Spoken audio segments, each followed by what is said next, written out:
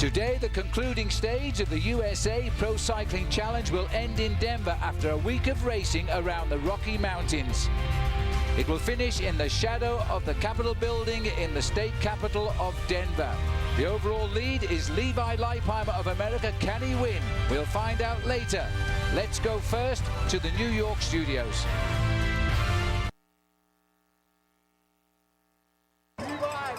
The final day of the USA Pro Cycling Challenge, as Levi Leipheimer, the American who has led this race for the past 3 days, now tries to defend it on the final day to Denver. For 6 days in the Rockies, a pack of elite cyclists has faced a considerable challenge beneath the heights of Colorado's astounding peaks. From the Tour de France champion, Cadel Evans, to a world-class contingent of Americans. They've climbed the state's most iconic mountains, reaching altitudes in excess of 12,000 feet. The one relentless veteran, George Hincapie, an emerging young contender, TJ Van Garderen, and a late-charging sprint specialist, Elia Viviani. Numerous competitors have made their bid for momentum, but this week has largely been the domain of one American, who now carries the yellow jersey tantalizingly close to the finish.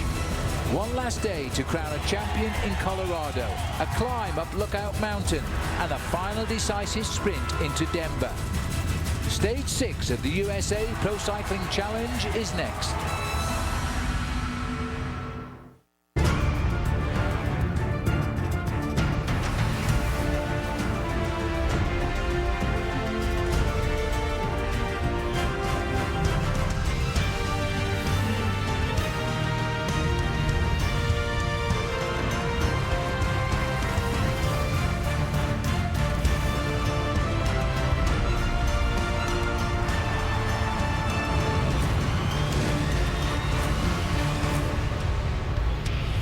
A week of world-class bicycle racing through the highest mountains in the state of Colorado all comes to an end today with Stage 6 of the USA Pro Cycling Challenge, brought to you by Icon LASIK.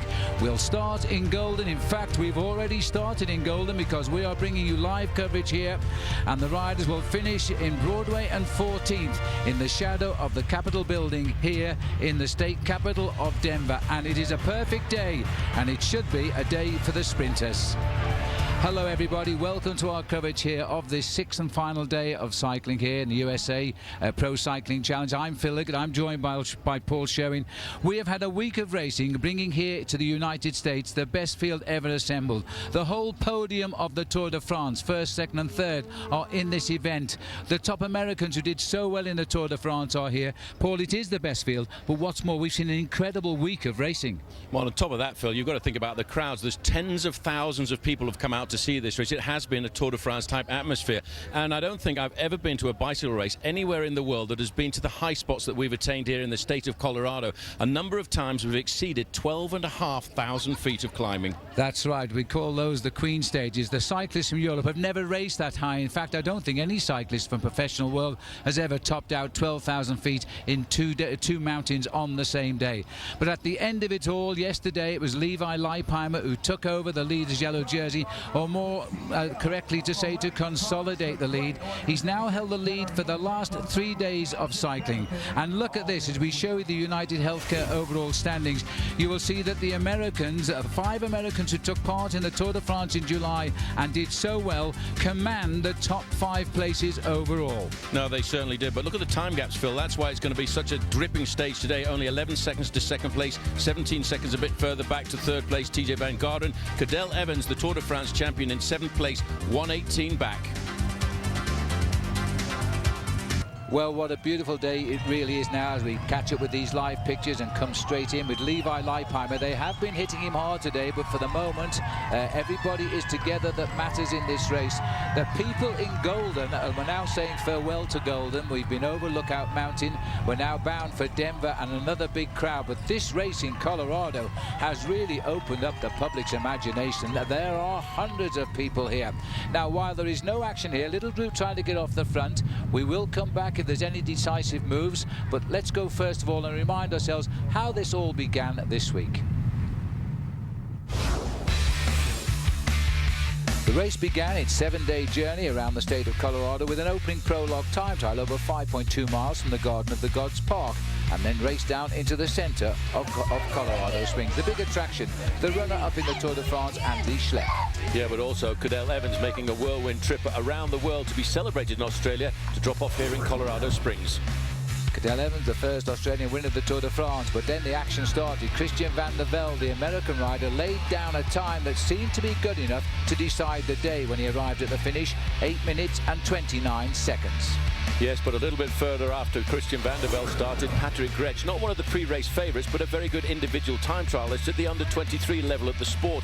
He came out and decided to move the bar just a little bit higher. When he came down into the finishing line, he was going to stop the clock with a brand new best time of 8 minutes and 27 seconds. So Gretsch would win this day, something of a surprise, but all eyes wanted to see Andy Schleck in action. 3 times second in the Tour de France, and the man who finished second and lost his Tour de France in July in the time trial to Cadel Evans. He'd never been one of the great individual time trialists of this sport, but he did want to ride well in front of a very big Coloradan crowd. Well, the crowd was huge. Big-time bicycle racing returning to the state for the first time for more than 15 years. Cadel Evans left the start house to an enormous cheer and raced all the way home, but his time wouldn't be quick enough to steal the laurels of the day. Nonetheless, the first Australian to win the Tour de France was showing himself off to a very enthusiastic crowd in Colorado Springs. John Hickenlooper, the state governor, applauding here the first yellow jersey of the Tour in Patrick Gretsch. Well, that was the end of the prologue time trial, and after that the riders went out onto a very tough course, because for the first time they were going to start to climb altitudes around about 11,500 feet, hardly ever seen before on the international circuit. The opening stage from Salida to Crested Butte, just on 100 miles. It was all coming down to the big finish itself as the riders came up the climb into Crested Butte. Levi Leipheimer, who actually comes from Butte, Montana, sprinted away from the lead group with an incredible show of strength to salute the crowd at altitude with an incredible stage victory, which would give him the race leader's yellow jersey. I think he was also a little bit surprised himself by the violence of his attack, but one man who faded on that final 3-mile climb to the line was the overall leader overnight, and that was Patrick Gretsch. So Levi Leipheimer was the next man in yellow as he saluted here with Richard Shatner, one of the major sponsors of the event. Stage 2 between Gunnison and Aspen is what we call the Queen Stage, over 130 miles, topping out at 12,000 feet on 2 occasions. The Europeans were afraid of altitude. Levi Leipheimer wasn't. Well, he hails from Utah, now lives in Santa Rosa, but after just 25 miles, there was a very nasty crash with a number of riders going down, including the 2-time Tour of Italy champion Ivan Basso. This was the worst pilot of the day. It had happened on a cattle grid across the road as they approached Cottonwood Pass. The worst injured was Daniele Calagarin of Italy. He went to hospital with 2 broken hands and facial injuries. He was released though and is on his way home today. In the race itself, it was time for one of the top young riders in the world, TJ Van Garderen, who put the move in towards the top of the climb. Into Aspen, he was looking for the win, which will give him a yellow jersey. But he was robbed right on the line by the old man of the sport, 38 years old, from South Carolina, George Hincapie, getting his first victory since 2009 when he was crowned the American national champion. But in second place, TJ Van Garderen from Washington State, he got over the line in second place. That was good enough for him in Aspen to become the young leader now at just 23 years of age of the USA Pro Cycling Challenge. So that has taken us up to stage 2. We'll show you the rest of the history in our next segment. But right now, this is the breakaway as we were watching that. Has just started to form. Oscar Sevilla here, Spanish rider in the all-black jersey, rides for a Colombian team, is in the breakaway. Javier Mejias also here, another Spanish rider. Lachlan Norris, an Australian, and Matt Cook is in there for the United States. None of these riders are a threat to Levi Leipheimer's overall lead. So there won't be a quick reaction to this group, I don't think, and they've made the biggest progress of the break so far today.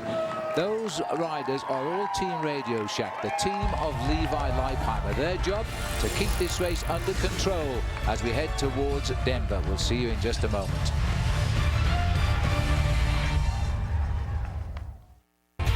Welcome back. Live action in the Pro Cycle Challenge as we head into town now beneath blue skies. These are the 4 leaders. We saw them just prize open a small gap moments ago. Oscar Sevilla, Mejias and Norris and Cook. So far, no reaction from the field because Levi Leipheimer isn't worried about those 4 riders affecting that yellow jersey on his shoulders. We've said goodbye to Golden. We are now setting course for Denver. Once we get into the center of the state capital, we will lap it 6 times before this race will roll to a halt. Now, we've shown you the story so far. TJ Van Garderen was the man in yellow when we left our little tale of the week. So let's rejoin that and pick up with Van Garderen defending in the time trial. Stage 3 was the time trial. It was based in Vale, starting in the centre of the town and racing up the mountain nearby. It was to be what we always call the race of truth. And Christian van der Velde, just like he had done in Colorado Springs, was on fire in the time trial. Starting in 5th place in the overall standings, he was looking for a 45-second deficit. When he came to the top of the climb, he stopped the clock with the fastest time. Well, you know, when it came down a little bit later on, Levi Leipheimer was going to better his time. Levi Leipheimer, known to be a very good exponent of the time trial, made his start, and he'd lost his lead the previous day in Aspen to TJ Van Garderen, so he wasn't the last man to go. And when he came to the line with an incredible effort, the clock was saying he had the best time over Van der Velde by just 58/100ths of a second. Nobody could tell him, is it the best or not?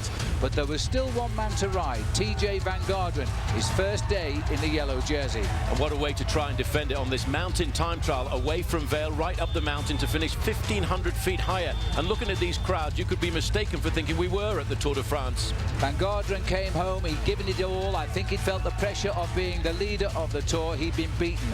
Levi Leipheimer had lost his yellow jersey in Aspen. He'd reclaimed it off TJ Van Garderen in Vale. So Levi Leipheimer now back in the leader's yellow jersey with just 3 days of racing still to go. Stage 4 took the rides about 15 minutes away from Vale for a restart at Avon, bound for Steamboat Springs, 82.8 miles. All of the riders for the first time during the week were coming home together. They were being led by the Italian sprinter Elia Viviani in front of an enormous crowd in Steamboat Springs. Viviani got the victory, and was he delighted. Yes, at just 22 years of age, he's going to prove to be one of the best sprinters on the international circuit in the next couple of years, because just look at this, when he started to see the victory in front of him, he just accelerated again. A clear winner on the day, but all of the race coming home together meant they were all given the same time, so there was no change in the overall standings. Levi Leipheimer had retained the yellow jersey he'd regained in Vale. Yesterday, the 5th stage of the race moved on from Steamboat to the near 2-mile high town of Breckenridge. 106 miles on the menu and another massive crowd waiting for the race. The fans' road ID pick of the day was Andy Schleck. He attacked from the start, and now he's attacking on Swan Mountain. He was riding in front of crowds reminiscent of the Alps or the Pyrenees in the Tour de France. He was trying to win. He was, but on the running towards the finish, the group that was with him all came back, and they played cat and mouse tactics on the running towards the finish line, and they slowed down their average speed, and they were caught 700 meters to the line by the whole of the main field. Yes, just half a mile from the finish, the field caught back up, and that sprinter was there again. Elia Viviani making it 2 days and 2 wins for him. He's turned his whole week around. But once more, because all of the riders finished in the same time, it is on this final day of racing Levi Leipheimer who rides towards Denver right now in that leader's yellow jersey. So there you are, you're up to date, and they've just entered downtown Denver. They've just flashed through the Smashburger Sprint there to start now 6 4.7-mile circuits of the city. What an incredible crowd that's come downtown here today.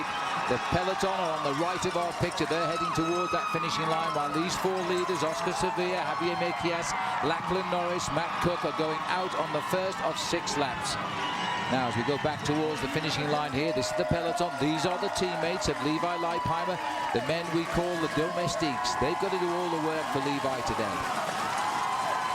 The gappers are coming through, Paul, just on 1 minute and 25 seconds, and they're just taking a onboard drinks here as they pass through the feeding zone. No stopping, by the way. You'd be surprised how many people say, why don't the guys take time out and do it properly? But time is of an essence. Time is of the essence in a stage race like this, but it does bring a whole new meaning, doesn't it, to fast food, because fast food here, you're taking it on board at around about 27 or 28 miles an hour. We just swung in off Colfax now as the main field. They're looking for 6 circuits of 4.7 miles or 7.5 kilometers, because the images here in Denver are being beamed around the world to more than 160 countries. Live images of the first inaugural USA Pro Cycling Challenge, and it has been voted a huge success, Paul. The state of Colorado, they really have provided a first-class platform for a top-class bike race. No, they certainly have. We always talk about the sport of professional cycling being a free sport. Well, yes, you don't have to pay tickets to be at the side of the road to watch this bike race, but the event itself, Phil, actually generates an awful lot of money for the economy. We go to the Santos Tour Down Under in Australia at the start of the year, and that race over 1 week generates $40 to $50 million of revenue for the towns.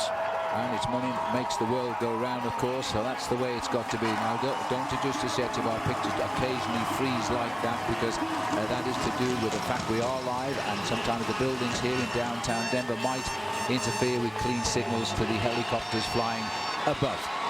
Look at this crowd now. They go through to commence their first of 6 full circuits here of the finishing town.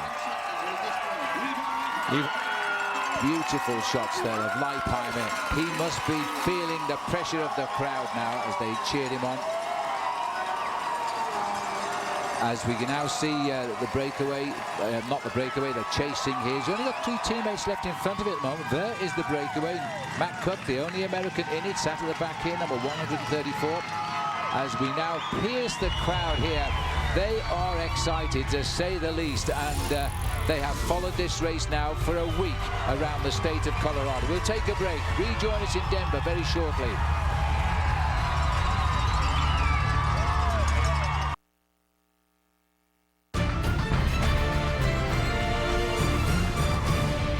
Welcome back. We're downtown Denver on the last day now of the USA Pro Cycling Challenge. These 4 boys are trying to hold off a real chasing field just now, but it's looking good. They're on the first of 6 laps of the city. 2 minutes 20 is the gap. There's the 4 names for you of the men trying to slip the peloton. Well, as they continue to course round this opening lap of 4.7 miles or 7.5 kilometers, this is the chance to see the peloton. Here's Ivan Basso, the big man from Liquigas Cannondale, who was involved in that nasty crash on day 2 of the race on the Cottonwood Pass. He's okay. He's bringing it through. He'll be a workhorse today, probably for Viviani. Well, I think that's what's going to happen here, Phil. This is Tim Duggan, the American rider, on the front for Team Liquigas Cannondale. And I tell you one thing, the important thing about Team Radio Shack is they don't really need to chase down that breakaway, because none of the riders in that leading group of 4 are dangerous at all to Levi Leipheimer's overall standings. There's so many different tactics unfolding in a race like this, because that's why the lime green jerseyed riders of Liquigas Cannondale are coming forward. They want to catch these guys so they can win the individual stage, even if they can't win the bike race overall. We're looking at the breakaway here now at the moment, but I was just thinking with Tim Duggan, Paul, what a great moment for that young top professional cyclist. He spends most of his life racing in Italy. He comes from Boulder, Colorado. Here he is in his state capital, showing his colors off in this bike race. Yeah, well, we're now looking, we've got a little bit of information coming in about the riders. Oscar Sevilla at the moment, his heart rate is just inside of 160 beats a minute. He's generating 370 watts on his bicycle, riding along at 26 miles an hour. Now that is a very hard amount of wattage to put out there, and he really is pushing himself.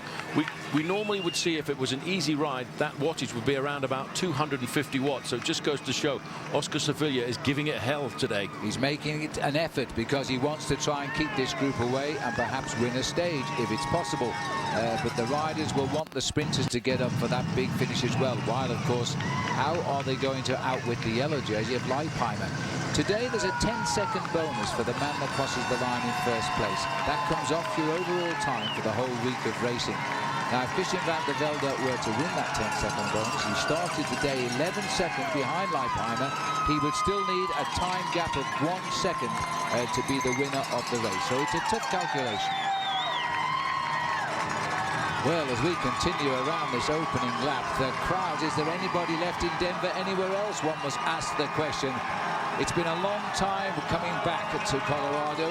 It's 23 years since we had the famous Coors Classic racing these streets. And funnily enough, we started in Golden today, which is the corporate headquarters of the beer Coors. And Peter Coors himself has seen a lot of this race this week and has been delighted with the way it's been handled. It is lovely to see these big names here, and obviously everybody knows about the Tour de France. The whole podium is here. First, second and third. Cadel Evans, Frank and Andy Schleck. And we've seen those guys in our camera lenses all week.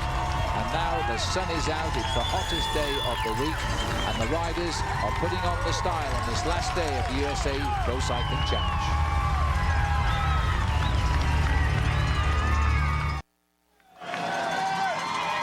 Welcome back as we gaze down on the city of Denver here, and we're looking at the four leaders in the USA Pro Cycling Challenge. They just started out on their second lap of 6 circuits of 4.7 miles. Interesting facts for you here. These are the four leaders, and the workload, most of it being done by the most experienced rider in the breakaway, Oscar Sevilla, who is a Spanish rider, and he's been doing 37% of the work.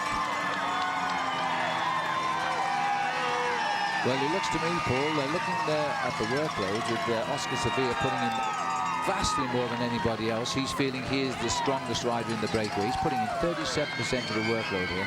Yeah, what's happening here, you can see these riders riding in a line at the moment. What happens when you sit in second position and third and fourth position is you actually save 20 to 30% of your energy while you ride in that slipstream of the rider in front. Oscar Sevilla is a very well-known bike rider on the international circuit. He now rides for this small Colombian development squad, and as he swings off, you'll notice him going to the back of that line of riders. Then he'll pop into fourth position. That allows him to get a little bit of an easy ride for a few hundred meters or so before he goes to the front again to set the pace.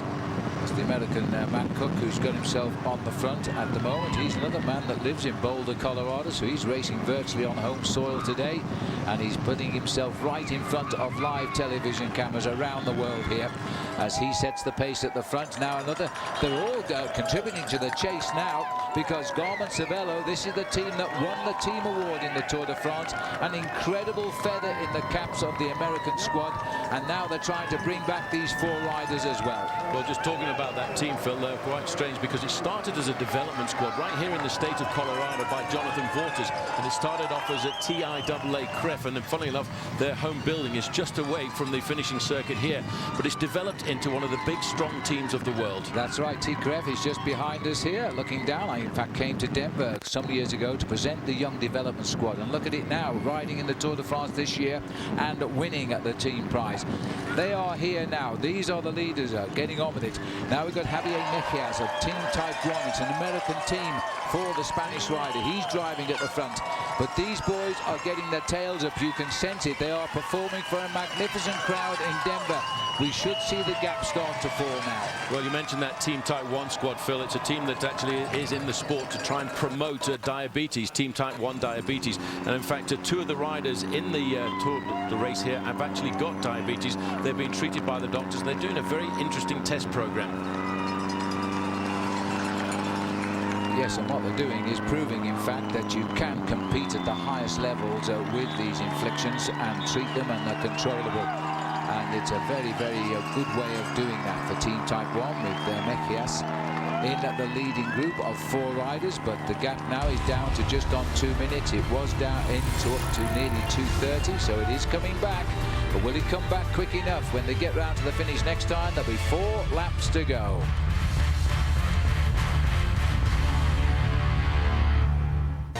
Now we're back with the action here of the USA Pro Cycling Challenge, the same 4 riders. Now, I think there's been a problem with Cadel Evans. He may have had a flat tyre. He's riding in the slipstream of the car. He's not allowed to do that, by the way, the winner of the Tour de France. So he's got to move up smoothly up the outside. This is where it happened. This is moments ago. It looks like a back wheel he's signalling for. Crucial moments these, because the riders speed away from you so quickly on these finishing circuits. He's just arranged his gears. He'll take the weight off his bike and leave it to the mechanic to slip the change in. Takes approximately 10 seconds if you're on the ball. So as Cadell Evans now will be paced back up to the field. He's had a flat tyre just the head of the field. He's charging along, still under the escort of the riders of Garmin Cervelo. And as the leaders now, Paul, are heading back through to that finishing line, that will be 4 laps to go for them when they get there. Well, the gap is now starting to come down because a number of teams who've got very good fast finishers on their squad have started to share the pacemaking at the front end of the pack, and it's come down to 1 minute and 45 seconds advantage. But these guys, they're starting to get a little bit ragged as well now, and it's Oscar Sevilla, the Spanish rider on that squad, who seems to be doing the majority of the pacemaking. He obviously sees this as a final opportunity to get himself into the top 10 in this race. Well, to the enormous crowd again, they go through what will be the finishing line, but not for another 4 circuits of Denver here. I have to say they're putting up a great show of resistance, these 4 riders, and the boy at the back there at the moment in the 4 is Oscar Sevilla. He's the most famous of those 4 riders, and he wants this breakaway to succeed. But it's the peloton being led up now by one of the most famous cyclists in the sport, and that is Ivan Basso, 2-time winner of the Tour of Italy. He's also finished 2nd and 3rd in the Tour de France. He's stamping out the rhythm on the front now, not for himself, but for he wants to get his team and his sprinter Viviani back into this lead group. Cadell Evans looks as though he's just, he's still a little bit of work to do, coming back towards the peloton after that flat tyre. And never forget, yes, we talk about Cadell Evans, Phil, being the champion of the Tour de France from this year, but he was also in 2009 the world road racing champion. He comes from an incredible background of being a mountain bike racer, 2 times a World Cup champion. The 4 leaders continue to share the pacemaking. The way they do it is one rider sits at the front for 100 meters or so and then swings off and goes to the back, and then they keep doing that all of the time. You can see now what we always talk, Phil, about an individual victory, but you've got to have a team to get yourself into a race, and that's why the team of Cadell Evans are riding themselves back onto this race. Well, Tim Duggan is now bringing them through here, the man from Boulder, Colorado, but he races in Italy and he rides with his Italian team. See if we can catch the clock over the finishing gantry there. We can't really, can we, as we pull back? Just to see, it looks as though, what was the time, Paul? 1:25, so it has come down quite dramatically now. It went up to in excess of 2 minutes and 15 seconds at one stage, and now you can see the damage is starting to be done by the peloton and by this team. It's an Italian team, but with an American sponsor, Team Cannondale. Well, it is so hot now for these riders. Remember, here in Denver, it's coming up towards 1 o'clock in the afternoon. It's probably getting up towards its hottest temperatures of the day. These 4 riders hanging in now, but they've only got 85 seconds. Well, just look at that incredible shot as we see this race rolling to its final close today in downtown Denver. No finer fitting backdrop as they ride beneath the shadow now of the State Building. These 4 riders are ahead, but for how long as they're going out towards lap number 3.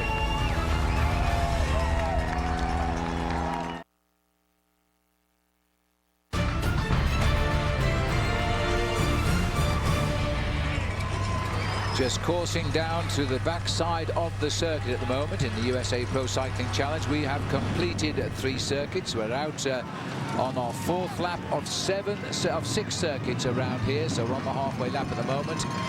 These are the 4 riders who brought us into Denver on the road from Golden today. The gap is still holding at 1 minute and 25, but there's a lot of variety of people wanting to chase now.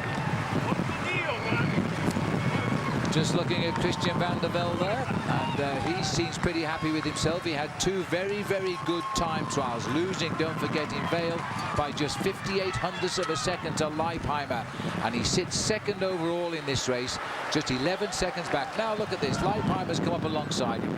He wears the yellow jersey there with that red helmet, the Radio Shack rider. We expected him to do a good ride in the Tour de France this year. He was robbed of any chance there after a very nasty accident. In fact, all of the team Radio Shack, they probably had all of the bad luck of the whole season thrown into the 3 weeks of July. They did, because it's an American team, of course it is, and it's had a wonderful season, but it all went wrong in the Tour de France. The last lap by these 4 riders, they've averaged 45 kilometers now. That equates to 28 miles an hour. They're not exactly waiting, are they? No, they aren't, but in the main field, Phil, I would expect we're looking at speeds in excess of 30 miles an hour, and that's why they're starting to bring back that gap. It was at one stage at 2 minutes and 15 seconds, and now the last time check that I've got tickling through is 1 minute 10. Yes, they've taken another 15 seconds since we started this 3rd circuit of Denver, so they are coming back, and on these wide boulevards here, they are going to spot them very, very shortly from the peloton, and that's all the incentive they will need. Well, there are other teams too, and it's nice to see the American teams, United Healthcare, are not concerned at all about the reputation of some of the big teams, and I wasn't too far off that mark when I said 31 miles an hour, was I? No, and that's what the peloton is doing, so that's why they're pulling them back. They're actually riding about 5 miles an hour quicker now than the riders up front. It's going to be pretty tough for these boys at the back of the peloton now, because once you make these sweepers around, it's the guys at the back who have to kick late and they have to chase the wheels in front. Believe me, it's not easy. No, the best place to ride, Phil, is right up at the front, just about there where Levi Leipheimer is. You're keeping yourself, it's almost a constant speed if you ride in the first 15 to 20 places, but you've got that acceleration and deceleration if you ride in the last part of the pack, especially when you start to go around all of these corners on a tricky downtown course. Lachlan Norris here, the Australian, taking the 4 leaders through to do his turn at the front with high revs and then get to the back for a quick breather. The Australian here is hoping this breakaway, of course, will stay away, but he's a brand new professional bike rider, and sadly, HTC High Road will leave the sport this year, so he's going to be looking for a sponsor. So as they slip into the back of the line there for Lachlan Norris, there's the peloton down there. You can't get lost in Denver today if you're riding this bike race, because the crowd are telling you which way to go.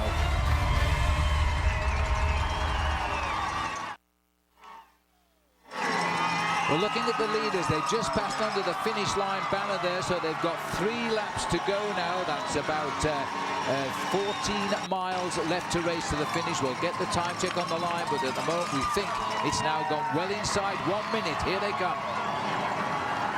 Well, they have shut this right down now. There's been some incredible high-speed chasing, well in excess of 31 miles an hour now. This is the team of Liquigas Cannondale, part Italian, part American. As they race up towards the line now, it's 45 seconds confirmed. 45 seconds is nothing. To put it into perspective, Phil, that's about 750 yards, or 750 meters if you want. And I tell you what, if they could get into a straightaway, they would now be able to see the prey that they've been chasing around all of these circuits in downtown. Well, they've got to look over the heads of the crowd here, which is proved to be absolutely amazing. What a grand finish this one really is now. The idea of bringing this high-class race to Colorado was mooted by Lance Armstrong, who just picked up the telephone and rang the governor last year, who was then Bill Ritter, and said, what about a big bike race in Denver? He said, I like the idea, let's talk. And this is the result now. It has proved enormously popular. State government has changed since then. It's now John Hickenlooper who is the new state governor. But guess what? He rides a bike and he loves the race. He has enjoyed himself at this bike race, and of course he's seen many of his residents from Colorado coming to participate in this bike race here this week. But I tell you one thing, Phil, it's not just Colorado that's come here to celebrate this bike race. It's people from all over the United States and a number of people from overseas too. Well, the feeling they're just grabbing at anything they can reach out at here, the way they're speeding off these corners and stretching the peloton. Look at that now as they race for each other's back wheel just to stay in contention. When you think they're all together in a big pack, you think they're all under control, but they're not. The boys at the back don't have the legs now to get to the front. That's why Leipheimer is riding safe and sound, surrounded by his team just to keep him out of trouble. Well, you might just notice, just behind him there, the rider with the Radio Shack jersey on, Ivan Rovny, Phil, what he was doing was to stay as close as Levi Leipheimer as possible. And the perfect ending, if this is the way it's going to be today for this event, the top 5 riders overall at the start of the day are all American. They are 5 of the biggest names in the world of cycling, not just in America. No, we're talking about guys like Levi Leipheimer, Christian van der Velde, TJ Van Garderen, Tommy Danielson and George Hincapie. Hincapie, at 38 years of age, Phil, is in 5th place overall. And this year, I mean, it blows me away to think that George Hincapie has participated in the Tour de France 16 times. Unbelievable is the word, and next year his enthusiasm is still there. He will make it an outright record of 17 participations in the Tour de France. An incredible record, I doubt whether it will ever be beat. Well, you know what the amazing thing is, Phil? He was actually going to retire at the end of this season, and he said, well, Cadel Evans has just won the Tour de France, so I've got to go on for another year. Absolutely right. He's been on the same team of the 9 different individual victories in the Tour de France, 7 with Lance Armstrong, and then once with Alberto Contador, and this year on the same team as Fidel Evans. Look at the speed now. The average speed holding on there at 28 miles an hour, or 45 kilometers. That's for the breakaway. Let's look at the comparison. Here for the peloton, it's 49, just under 50, and 31 miles an hour in miles. So they're closing in. That's why we're down to 25 seconds. The pack is coming. And we've got somebody shooting off the breakaway there, and that'll be Mejias, I think, who's just gone. A reaction from Lachlan Norris, and then comes Matt Cook and Oscar Sevilla to pick it up. Well, that was a cheeky little move. A cheeky little move it was, but you know what? These are just the last little throws of this move off the front end of the peloton, because they know they're about to get caught. Now that they've moved all of the cars, all of the bikes out of the gap, now the main field can actually see these guys. Let's have another look at how that happened here. He went right, advertised it, right in front of the riser. He wasn't coming from behind them. He just shot off the front. And I think Matt Cook on the right there just looked at Lachlan Norris, said, what's going on? Anyway, they haven't got him back yet. Well, these guys, Phil, they've just looked over their shoulders. They know the main field is boring down upon them, and they know they're going to get caught very, very smartly. So, Frank just saying that, Alvaro Mejia is about to get chased down here, because it looks to me as if Matty Cook and Lachlan Norris have decided they want to go. Well, there's the three boys who are chasing. We've got Mejias up front. I think if our camera were to pull back, we must be able to see the peloton now. So this is the death throes, if you like, of the breakaway and his team Type 1, Javier Mejias, who's now going to have to get on with it by himself. Now, that is pretty much an impossible task. He has got to ride on his own, and he's got to maintain an average of 31 miles an hour. So there he is. He's made his move. I think the other three will get swept up pretty soon. Now let's just have a little look here. There's the 4 breakaways. Only 2 left, I think, down there now as well. I think Matt Cook may have dropped off the back. Decided it's a hopeless cause. This man now getting the lone plaudits of the crowd here in Denver. In what is a glorious summer's day here. I have to say the mountain weather has been glorious this week, with beautiful, crisp, clean air for the bike race. As we dodge around the streets of Denver, we're now looking for 2 to go at the moment. We'll take a quick break. Rejoin us.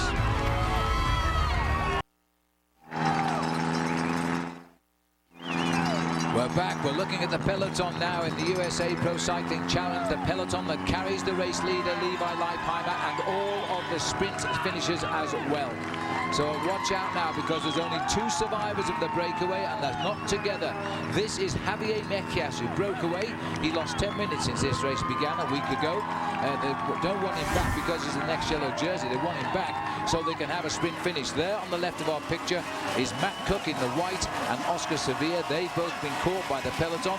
2 survived riding alone, Lachlan Norris and Javier Mejias. This is Mejias here, tipping down over the top of the brow. People might think, who don't live in Denver, it's a flat state capital. No, there's a few little slopes here that bike riders may notice, even if the cars don't. And the peloton comes off that bend now. We're searching for the finishing line, and for this we're looking at Lachlan Norris here, who's trying to get back up alongside Javier Mejias. May as well wait for him and get together and help each other. They've gone under now with 2 laps to go.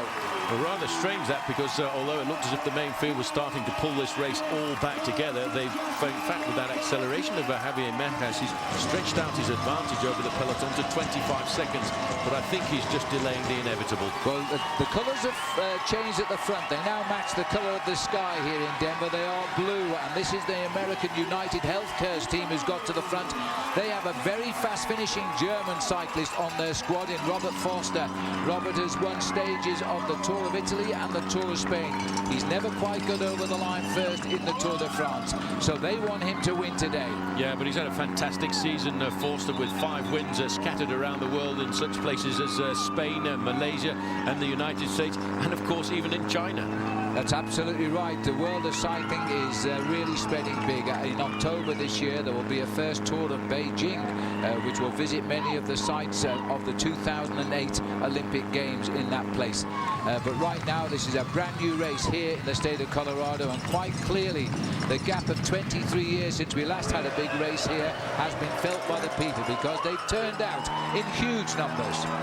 very quickly back to the front now. We can see the acceleration of this young rider, Javier Mejías. I'm a little bit surprised, Phil, that if he's looked over his shoulder to see another guy coming across, that he doesn't wait for him, because two riders together would have a little bit of a chance of survival off the front end of the peloton. But one man being chased by one man, being chased by 120, that ain't going to work. But you know, he's pulled away. He's pulled away from Lachlan Norris. So it's nobody waiting for Lachlan. If Lachlan can't match his pace, he's still pretty strong. But in the distance is the pack.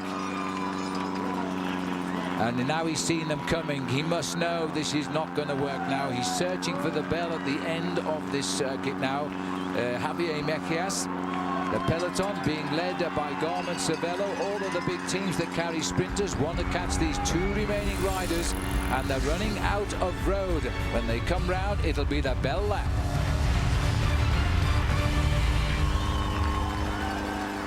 The US Amateur Championship will be next on NBC.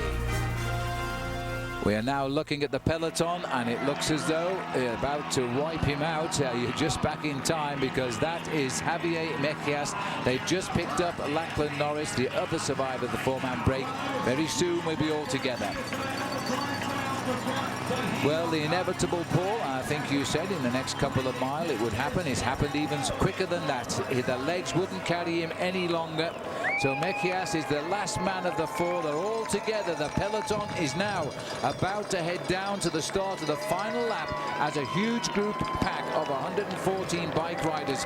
And Leipheimer in yellow now, he knows these are the dangerous moments, Paul, when everybody wants to win, and he's got to avoid any silly crashes. But what's quite interesting over the last 10 minutes, the team that's done the majority of the pacemaking, almost 75% of the pacemaking, has been the team Garmin Cervelo. They're in second and fourth place in the overall standings, with Christian van der Velde and Tommy Danielson.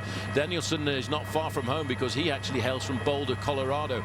But look at now the jerseys of the same colors getting together. This is the team starting to get themselves organized for the mad dash for the line. Well, United Healthcare have come back onto the front. They're working for their sprinter, Robert Forster, who's had 5 wins this year. And so he is on form, but you've got to judge your sprint perfectly, of course, but they've had what they don't normally have the luxury of in a stage race. That's seeing the finishing line for the past 4 visits, and it'll be 5 before they have to enact the actual finish of the race. So a little bit of a dress rehearsal now as they go through at the bell this time. Well, in the yellow jersey there is Levi Leipheimer. He's in 6th position in that main field. That's a good, comfortable place to be in.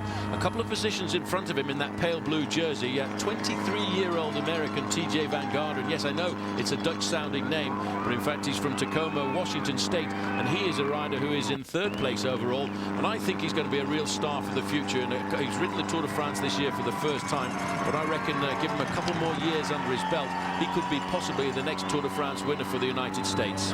Couldn't agree more. Riders off the back go down on the right of our picture. We're looking at Van Garderen lying 3rd in the line at the moment. He wears the blue jersey. Yet another best young rider victory for him. Well, Christian van der Velde, he will be waiting, he'll be itching now down on the running towards the finish. He's keeping himself up to the front end of this pack of riders. He's only looking for 11 seconds. It's a hard thing to do, though, because always close by him is the yellow jersey on the shoulders of Levi Leipheimer. Leipheimer, Phil, is a very astute professional bike rider. He's been in situations like this before, and look who's riding right on his shoulder there. It's Christian van der Velde. Yes, well, that's what you've got to do. If you're second in the race, then make sure you keep an eye on the man who's leading the race so he doesn't slip you. And the best thing to happen is you slip him and get those few seconds that would turn this into a perfect day from the man from just outside of Chicago.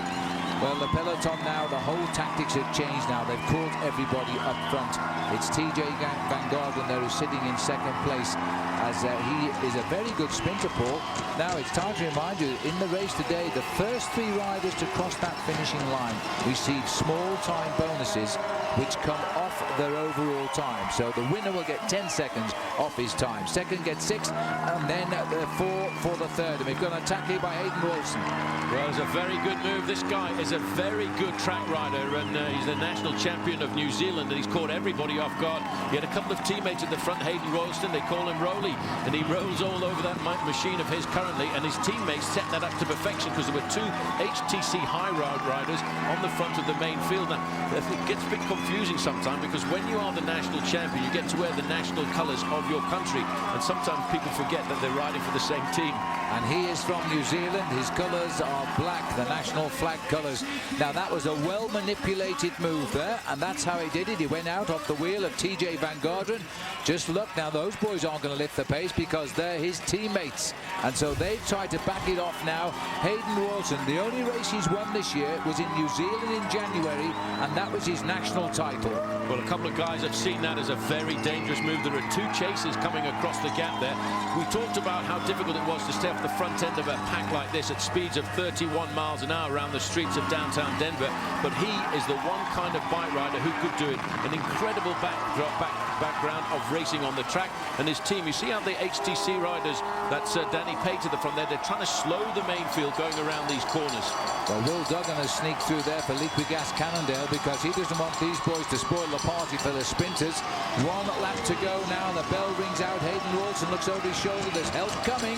If 3 guys can get together, the sprinters might be caught out. Leading the peloton is Will Duggan. And again, sitting in 2nd, 3rd and 4th position there, Phil. You've got the riders from HTC High Road, and every time they go around the corner, they just back it off a fraction, giving the advantage to their teammate in front. Right, Will has just been renamed. In fact, it's Tim Duggan who's out there on front. The same man, he is an American, rides on the Italian squad. He's trying to contain these 3 riders for his team sprinter Viviani. So the pressure now is they're all trying to get off the front and slip the sprinters and spoil the party. Again, let's just remind ourselves, none of these guys are at all dangerous to the overall standings of Levi Leipheimer, because this is all about having a consistent time on every individual stage of a bike race like the USA Pro Cycling Challenge. And Levi Leipheimer has beaten a lot of these guys that are in that breakaway field by 10 and 15 minutes so far. Well, Team Spider Tech here, I think this is Flavio De Luna who they've got in the breakaway. They've only got 4 riders left of their 8. They've lost 4 on the way here. One with quite a nasty crash, Andrew Brandel, in that big pilot we saw on day 2 of the race on the Cottonwood Pass. Well, the field now have got to reorganize themselves, and these are 3 separate teams here. That's big because it means 3 teams behind won't be chasing. Well, these 3 now are Hayden Royalson. He's in the black and white jersey, the Kiwi national champion, joined there by Oscar Alvarez of Gobernación de Antioquia, the Colombian squad. He wears number 157, and right in there as well for Team Spider Tech, it's Ryan Roth. But he's lost 41 minutes since the start of this bike race. But that doesn't matter. If you can win the final stage, if you can win any stage of a bike race like this, it's a little bit of personal glory. Well, that's why these boys getting away, Leipheimer won't be concerned at all. It's not going to affect his final victory, which is now only minutes away. So he won't chase them. He won't ask his team to chase them down. He'll want the pressure to go on the other teams. He'll sit there. He's in the driving seat now. He's paid the price, and he's got the best seats in the theatre.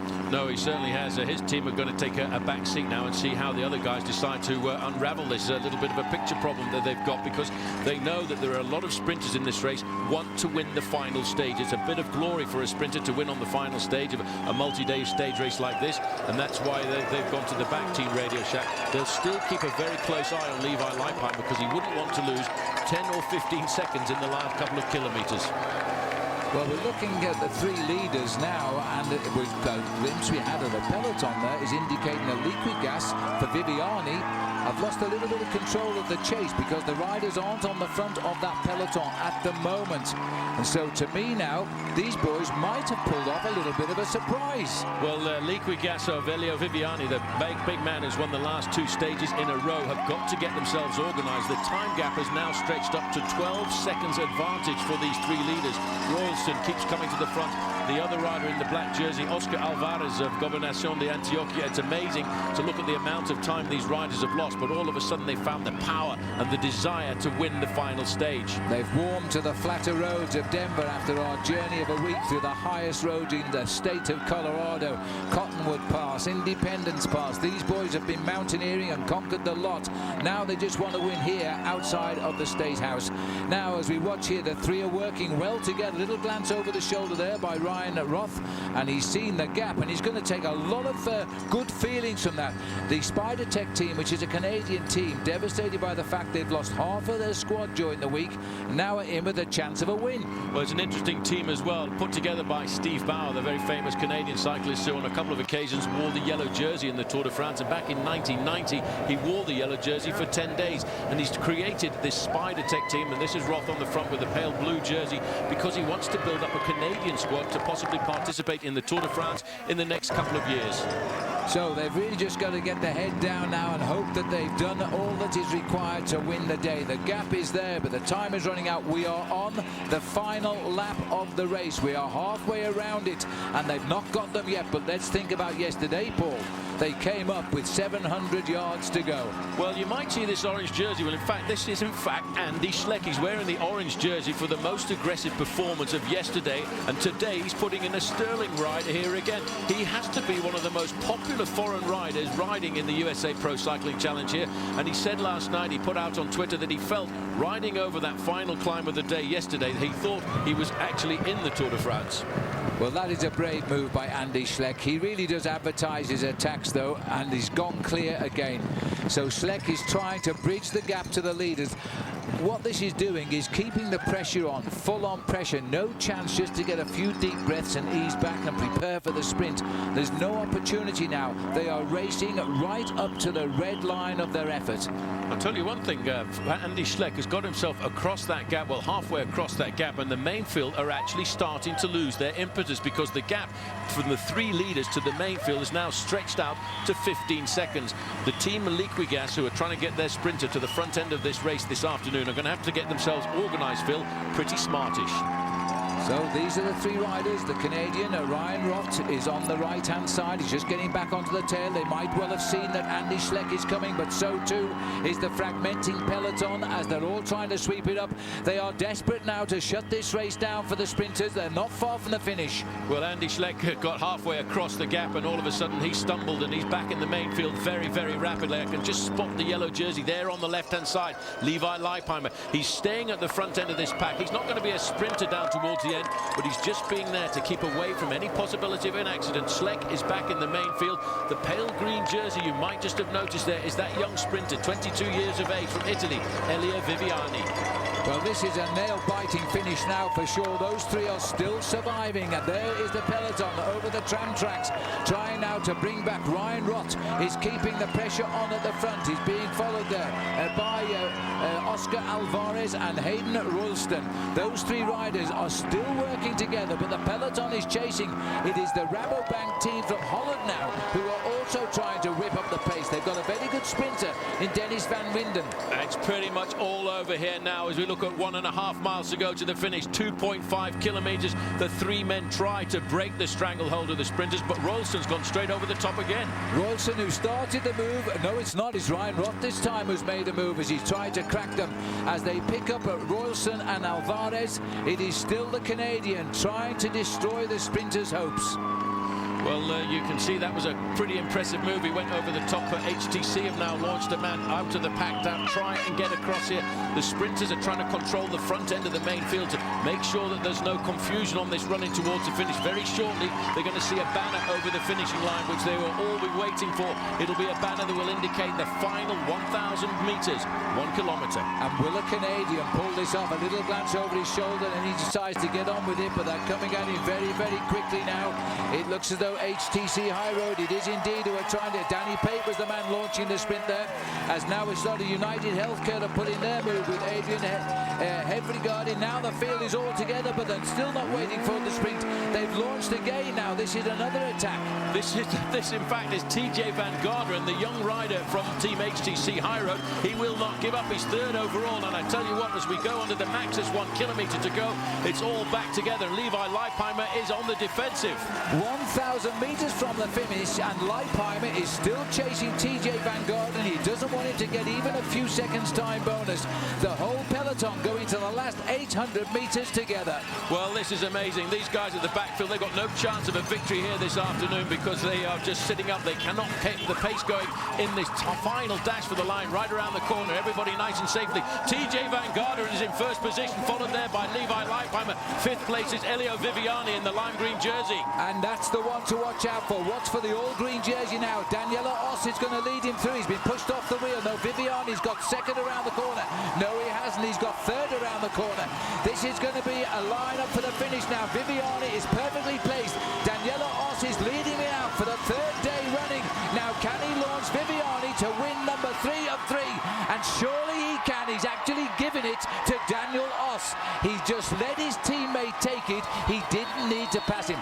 That was the reward of 2 days of victories by Oss over Viviani. And there is the winner of the inaugural first ever Pro Cycling Challenge we have seen, and it's gone to the American Levi Leipheimer. Well, Leipheimer was put under a little bit of pressure over those final few kilometres. I take my hat off to TJ Van Garderen. He really tried right the way up to the finish line. But just take a little bit of a wind back, Phil. Daniel Oss was gifted the victory there by his own teammate. And you might have noticed Elio Viviani was looking around over his shoulder to see if anybody was going to beat his teammate. And he sat up there and said, mate, it's yours. It was all too easy at that speed for those two top sprinters. The present was returned to Oss. There he is there. He's got his stage win. Unselfishly these past 2 days, he's led out Viviani, launched into the line and watched him win. Today, Viviani returned the compliment. But he was waiting there, Phil. He probably could have got past his teammate. He just looked over his left shoulder, his right shoulder, to see if there was any shadows coming up from behind. And once he saw that his teammate could get it, he just stood back a fraction. But that's when that would also confuse the other riders in the sprint, because they will wait for Viviani to go. And Viviani didn't have to go because his teammate was taking the victory. So it was looked pretty easy in the end, and that's what happens when it all works out. Tim Duggan there will be very pleased with himself, seeing his teammates go first and second after all of his hard work throughout the afternoon here in Denver to bring that race back together in time for the big sprint finish. Well, let's have a quick look at that once more, Phil. That was a greatly timed sprint there. You can see there is Daniel Oss, and strangely enough, despite the fact that he's a very good sprinter, that's only the second ever victory of his professional career. The last time he won was last year when he won the Giro del Veneto in the northern part of Italy. Yeah, but he too is still a very young rider, 24 years of age, and 22 in the case of Viviani. It's another double victory for Viviani, really, because he's consolidated and has now won this race on points, which is the second most important classification. There he is. He wears that green jersey, Smashburger points champion, and the points jersey, by the way, goes to the most consistent daily finisher. Well, he just got second, and the last 2 days he's won, so you can't be much more consistent than that. Well, I don't know how many people were out there watching this bike race, Phil, but I wouldn't be surprised to hear figures between 120 and 150,000 people on a circuit like that of 7.5 kilometres, 5 miles around this course, and there wasn't a place, I don't think, that you could get a spare seat. No, I think probably more than that. The police will tell us that later on. They have done a brilliant job, the police here, throughout the whole state of Colorado. They've created a very safe environment for everybody to enjoy the spectacle of the best bike riders in the world racing on American roads. Now, the rider punching the air there in the black, walking up behind the winner, is actually Jonathan Boyer, who was the first rider to finish the Tour de France back in the early 80s. And he now coaches in Rwanda. He coaches the kids there to become top-class bike riders, and he's brought 1 or 2 of them here to watch how it's done. So let's have a look then at the United Healthcare results, see how it went. Oss was the victor today ahead of Viviani. It was Fast Freddy Rodriguez on the comeback trail, making a comeback to the sport, just getting into 3rd place there. Danny Summerhill, who's had a great tour and now will sign full papers for Garmin Cervelo, in 4th place. The top 6 completed by none other than the maillot jaune, the yellow jersey itself, Levi Leipheimer. Now, the other Colombian climber, is also a pretty good sprinter to get across the line in 7th, and the top 10 completed by George Hincapie. They did time the gap, you see. 2 seconds is what the referees say. They were behind the leaders today. Leipheimer dashing off in the distance because he's now heading for the presentation, where he will be given the last yellow jersey, the one, of course, everybody wants, because there's no defending that tomorrow. It's yours to take home. So as we look around the skyscrapers here of Denver. We will take a break, and when we come back, we will recap the whole week of racing, as well as seeing all of the prize presentations, and we'll see the podiums and see the men responsible for bringing big-time bicycle racing back into the state of Colorado. There's no doubt in my mind, and talking to all the towns along the route over the last week, there's no doubt in the people of Colorado's mind either. This is what they want, and this is what they enjoy. Perfect weather conditions all around. So don't go away. We'll show you the whole week roundup. We'll also show you the prize presentations, and we should be able to grab you one or two interviews as well. So we'll see you in a moment.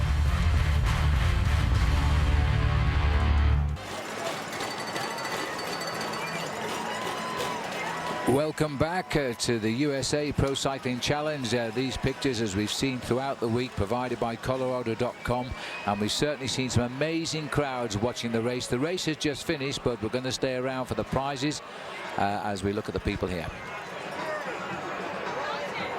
Well, there they are, Paul, a marvellous crowd, and now we're waiting for the prize presentation.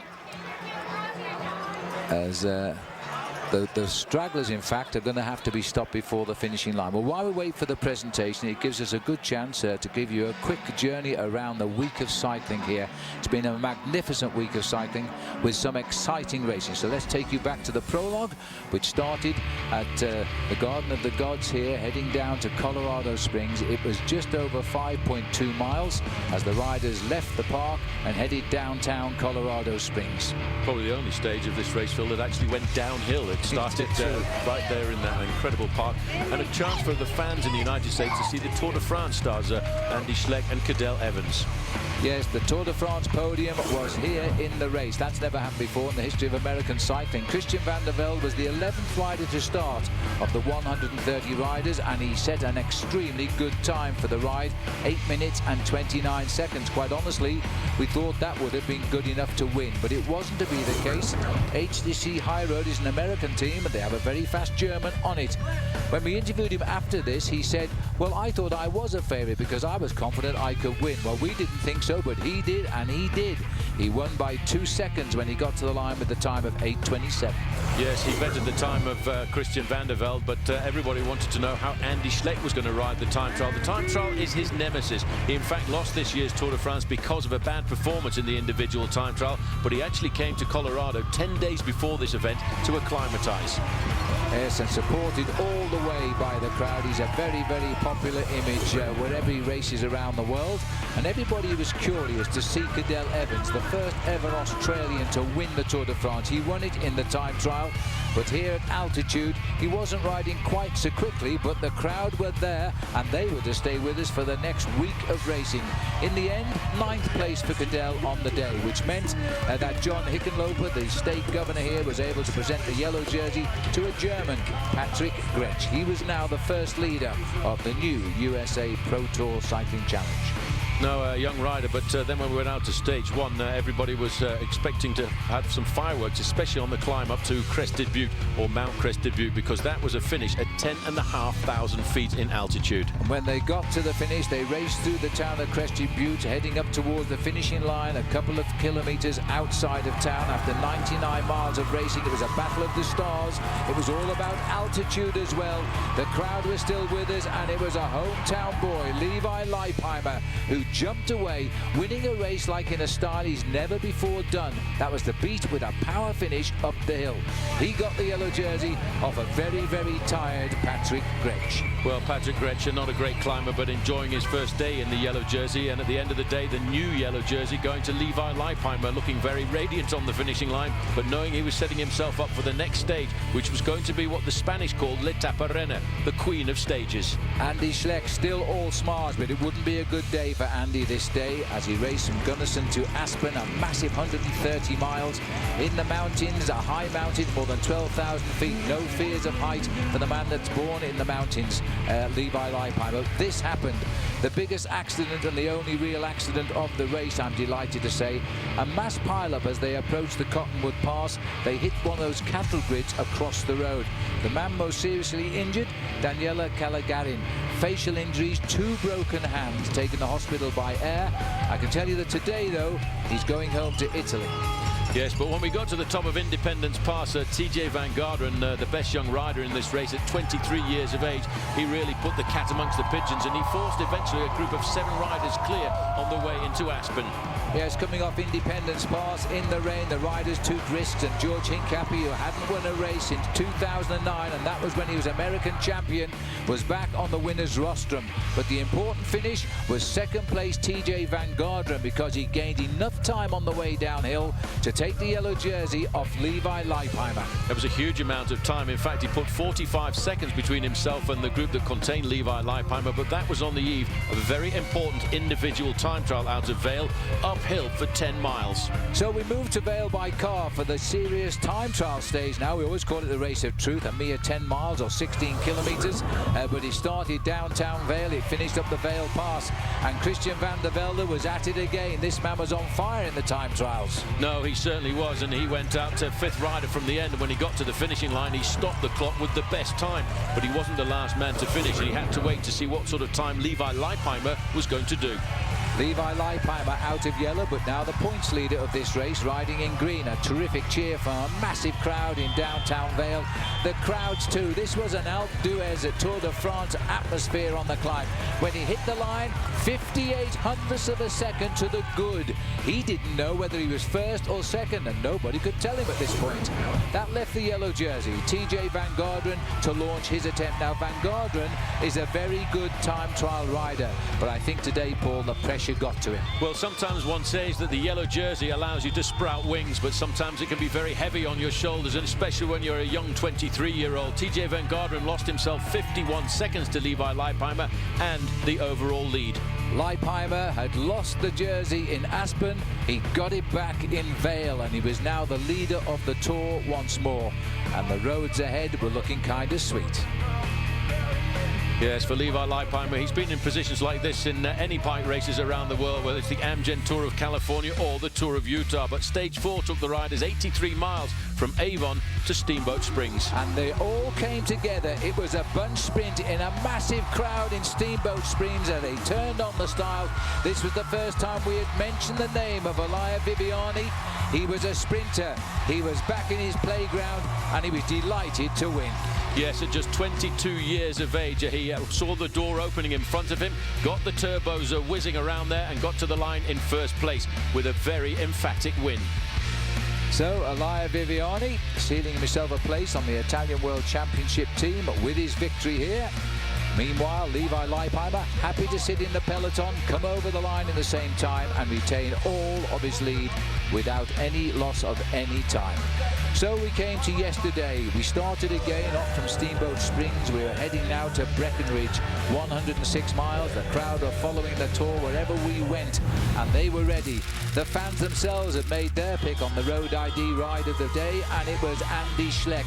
He got into the breakaway on Rabbit Ears Pass, and as he went over Swan Mountain, again through a massive crowd of noise, he was on his own, heading for victory.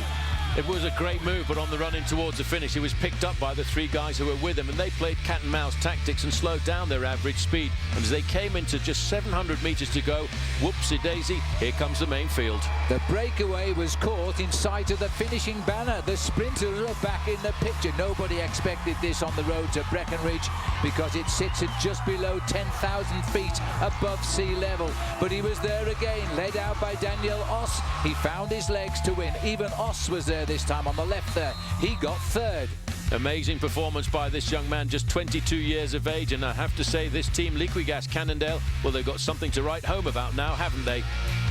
And so Levi Leipheimer yesterday pulled on the final leader's jersey of this race. Now he was heading towards the finish in Denver, where he hoped to convert it into a winner's jersey.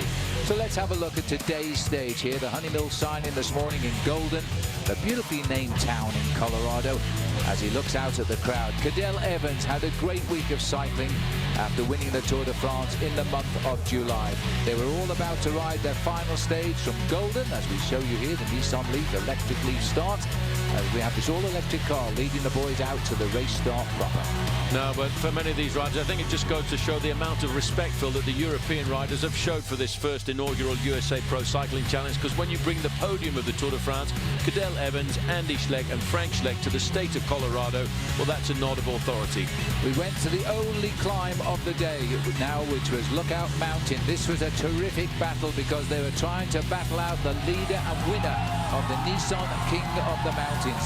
As they came up onto the climb towards the summit here, there was going to be a change on the very last day. There was no sign of Pedraza in the Nissan red jersey as leader of this competition. And his worst dreams were being realized because in the front group was Rafael Montiel over the top first. Well, Infantino was first, Montiel was second, but those 7 points were crucial. Montiel was the winner of the King of the Mountains. But in the group behind, Christian van der Velde was trying to put a little bit of pressure onto the shoulders of Levi Leipheimer, but so too was TJ Van Garderen. On the descent, a large group of 19 riders started to form with some of the big names. The only man missing was George Hincapie. This was an incredible chase. We went back to Golden after we'd done the circuit of Lookout Mountain this morning, and the riders would not ease up off the pace until in the end there was a breakaway of 4 got clear. Oscar Sevilla, Javier Mejias, Lachlan Norris and Matt Cook. They built up a big advantage, 2 minutes and 15 seconds over the main field, who were quite happy to let them ride away. But then once they got into town, the crowd and the wall of noise that they were riding through was immense. Into town they come. It wasn't all good news. Cadel Evans here had a flat back tyre at the most crucial stage of the race. These boys were going round the streets of Denver at 31 miles an hour. Evans had to chase back, but his team were up for it. They dropped back, they looked for their team leader, and they towed him back into the race. Yeah, held there by Chris Butler from Hilton Head, South Carolina. As the main field started to get down to around about 30 seconds, all of a sudden there was another very vicious attack, and this came from Jorif Megias. Mejias starting to move away for Team Type 1 to try and give it a nice Spanish flavour on an American team victory. It wasn't to be, though. Well, it might have been yet, because at this stage 2 riders were swept up from the breakaway. Lachlan Norris was the next one to come into the gun sights of the peloton, and then it was all over. It all came together just 6 miles, about 11 kilometres from the finish. Yes, all of a sudden it was a gruppo compacto, as they say in Italian, a group all together. Then the sprinters started to lick their lips, but on the run in towards the finish, there was still 1 or 2 more little attacks in store. Hayden Royalson, the Kiwi national champion, he leapt out of the pack. Yes, Hayden, the champion of New Zealand, was trying to rip away and steal the show. A big, strong display, but it wasn't to be. Even Andy Schleck, the man who's for the last 3 years finished second in the Tour de France, he launched an attack as well, but they wanted a sprint finish and they chased. They certainly did, but you know what? When the sprinters feel they've got a chance of victory, they know how to do things to perfection. Daniel Oss was the first man to come around the corner, theoretically to lead out Ilya Viviani to get himself the win. But watch Viviani here in second position, looking over his shoulder, going to say, mate, I'm going to gift this win to you. He could have passed him, he didn't, because he didn't have to. It was a win for the team, this one, and a win for Daniel Oss for all of his hard work. But the man who has won the USA Pro Cycling Challenge, Levi Leipheimer, he is the man who is the real winner today.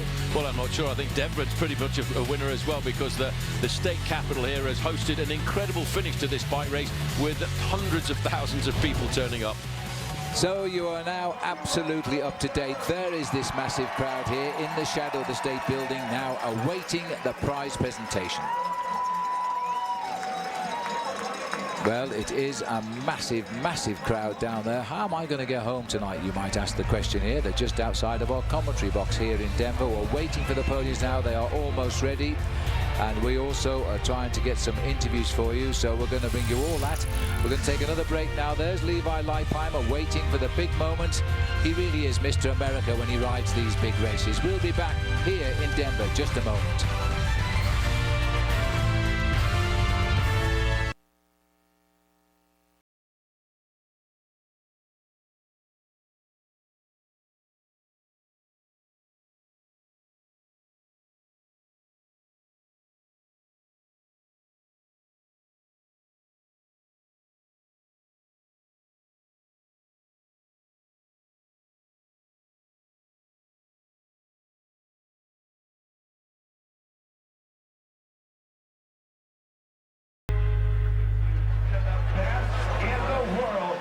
Levi Leipheimer saluting the crowd there as we heard the Flowbots, who have been with us all week in kind anyway, but they're performing live here in Denver today, and the crowd here waiting now to see the prize presentation. Well, there it is. We can just about see the presentation dials. The yellow jersey is ready there now to be presented to an American. And in fact, the top 5 riders are American in this inaugural US Pro Cycling Challenge.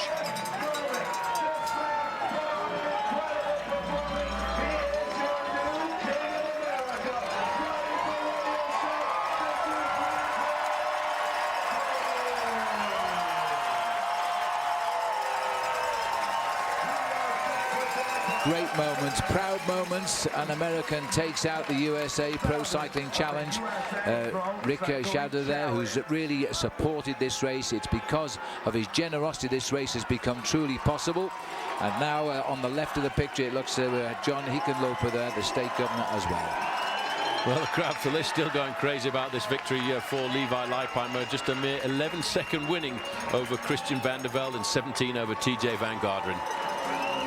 Yes, so the big primary sponsors on the right, Rick and Richard are there on the right. The state governor is centre left there, and Levi Leipheimer completes a perfect opening inaugural USA Pro Cycle Challenge, Paul. Well, you know, he's put a very disastrous Tour de France behind him, but he kept his mental there, he kept his psychology right up there and came up with this great win here. He was a little bit upset to lose the lead on the descent down into Aspen, on a treacherous descent away from Independence Pass. But he came back the next day. Well, he bounced back the next day in that individual time trial to Vale.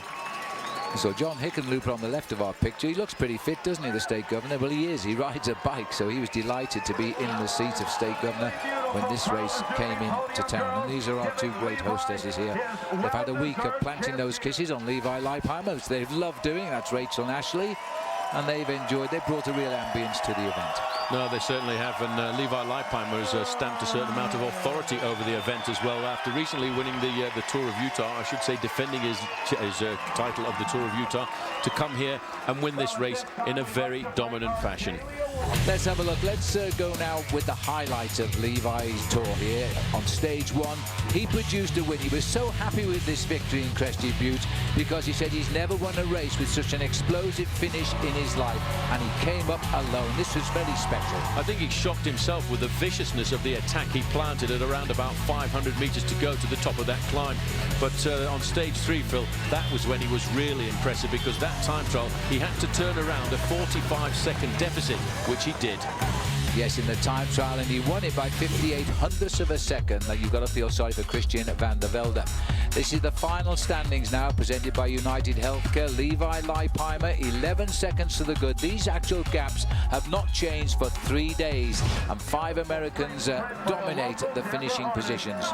Well, this is Daniel Osser, the winner of the final stage. It wasn't really supposed to be like that. He was trying to lead out his teammate, Elia Viviani. But when Viviani saw that his teammate could get across the line in first place, it was payback for the 2 wins that the other young Italian had got. Yes, this is the first real big result for this man this year. He's only won 1 other race in his life, a small single-day race in Italy in August last year. I guess he likes winning in August.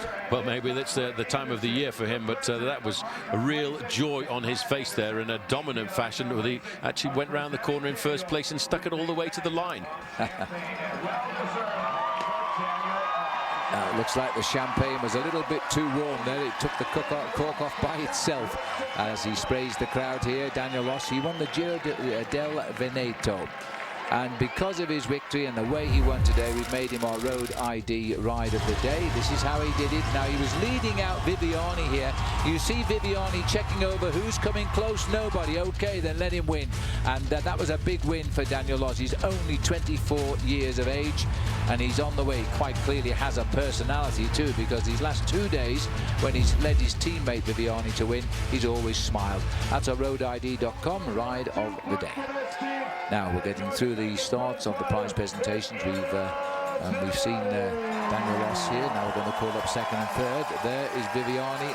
We'll see him again shortly to win the green points competition. He's happy enough. The second for him today was very special because his teammate won. He speaks extremely good English, by the way, and he's only 22 years of age. And he rides on the Part American team here because the bicycles, Cannondale, are built here in the United States. And so it's a bit of a home victory too. 2 wins now. His next big rendezvous will be the World Road Race Championships in Denmark, which is a flat course this year. There's no hills in Denmark. And as a sprinter, he'll be actually thinking he might be a world champion in about a month's time. Now, the next one is rather special because I really thought I would never mention Fred's name again on television. I've commentated him around the world for years and years. Now we're waiting for Fast Freddy to come on up and get a 3rd place finish. He's 38 years of age now, and he will be next week. And he hasn't been really winning any races since he won a Tour of Oak Grove the first day in August 2007. There he is. He wanted to help out with this new American professional team, Exergy, and give the young kids some advice. And the best way to do it is to get back on the bike and start racing again. Look at it. Here we are. He's finished 3rd. So as they look out around now, Fast Freddy is going to step up on that podium alongside 2 Italians. Now, we are going to take another break, but we are going to speak with Levi Leipheimer. Just letting him get behind the scenes there. So we will have an interview with Levi Leipheimer when we come back. And he is the first winner of the USA Pro Cycling Challenge. These boys, the first 3 on the day. And what a day it is here in Denver. We'll see you back with us in just a moment. And then we'll have Levi Leipheimer to talk with us. See you in a moment.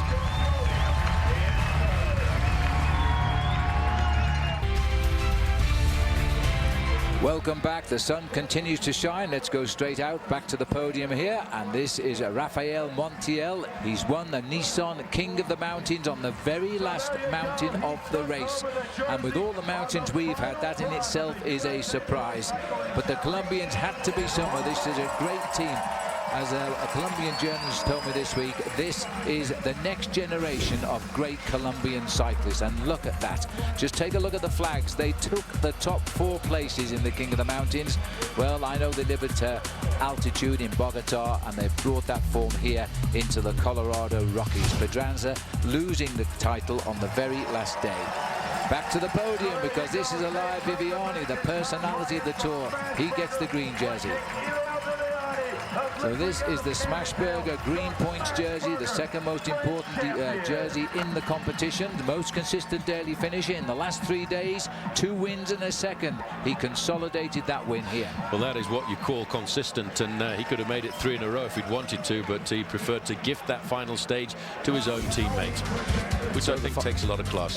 Absolutely right. Viviani in the end accumulated 50 points in that competition, 25 more. 50% more than his teammate Daniel Oss. TJ Van Garderen, that's a great sign when you can be that consistent. For TJ, the youngster, finishing 3rd, Leipheimer 4th, and George Hincapie completing the top 5. Here we go. TJ Van Garderen, best young rider for any young rider who's under 25 years of age at the start of a season, and he only just turned 23 last week. Coming thick and fast onto the podium now as Sean Hunter on the left and Mike Plant on the right, the former president of the USA Cycling Federation. TJ Van Garderen, he's the face of USA cycling of the future. This man we really feel will mature into a winner of the Tour de France. He never lets us down. He's had the yellow for 1 day. He was bitterly disappointed, but he gets the sheet's best young rider here, as he did in the Tour of California. He is a real star of the future. No, he certainly is. Just have a look at this, Phil. Look at the gaps for TJ Van Garderen. 3 minutes and 18 seconds down to the 2nd place rider, Eduardo Beltran.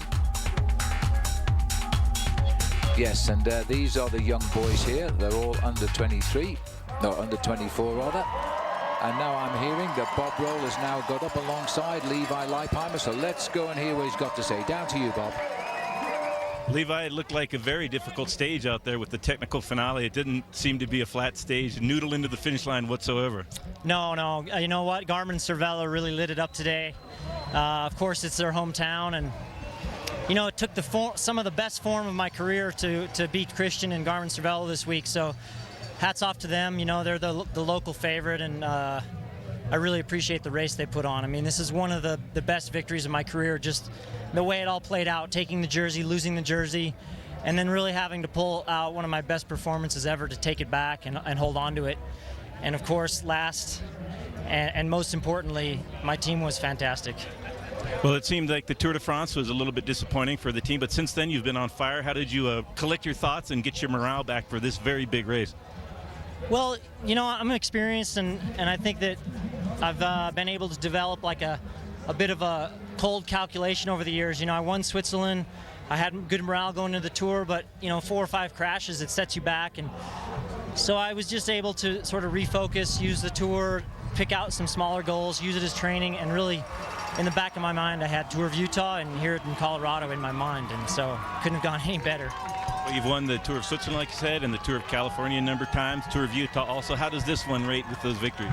Well, you know, I think the crowd here today in Denver, I mean, I don't know if I've ever seen a big a crowd as this in the United States, so that right there definitely makes an important victory. Thank you to all the fans that came out this week. It's been phenomenal. Would you consider coming back next year? Oh, without a doubt. You couldn't pay me to stay away. All right, well, congratulations, Levi. Great win. Thank you very much. Well said, Levi. He's 37, almost he'll be 38 years of age in October. He has a special cycle ride down in his hometown these days of Santa Rosa in California. So if you fancy riding with Levi, you'll know how good he is then, believe me. This is it now. We're going to bring what I always call the most expensive line of washing onto the stage. As we look here, it looks as though Tim Duggan got the most aggressive rider on the right there. That was the XG prize for him. The blue jersey of best young rider is worn tonight by TJ Van Garderen. That's a sheets competition, and the Smashburger points is gone to Elia Viviani. Not smiling yet, he looks rather confused, doesn't he? But the Nissan King of the Mountains is Rafael Montiel. Then comes the big man, the Quiznos yellow jersey, the winner's jersey on the shoulder of Levi Leipheimer, who at almost 38 years of age is simply getting better and better and better. So an absolutely tremendous result, especially for USA and Colombia. They were doing their own, dominating whenever they could. Well, we're going to have to say goodbye now from our live coverage here, but I hope you've enjoyed it. This is a race which is going to stay in Colorado. It has been an outstanding success. Paul Sherwin, Phil Liggett, Bob Roll, goodbye.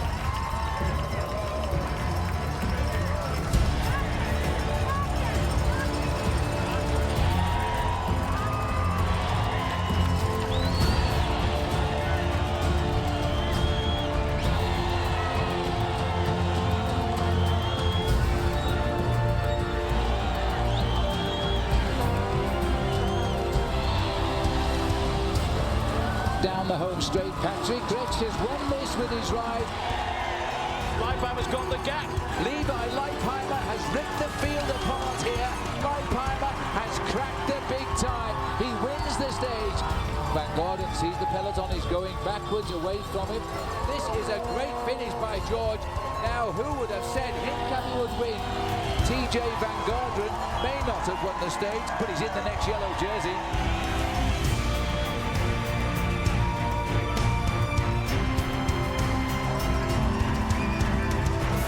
He's given his all. That is all you can do. Leipheimer is back on top of his game here. That is unbelievable.